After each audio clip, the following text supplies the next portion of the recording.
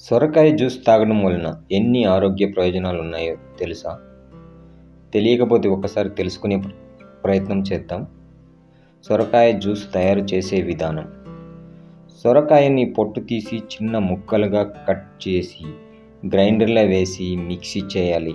ఆ తర్వాత వడగట్టి కొంచెం ఉప్పు కలిపి తాగాలి. సొరకాయ జ్యూస్ తాగడం వలన యూరిక్ యాసిడ్ నియంత్రణలో సహాయపడుతుంది.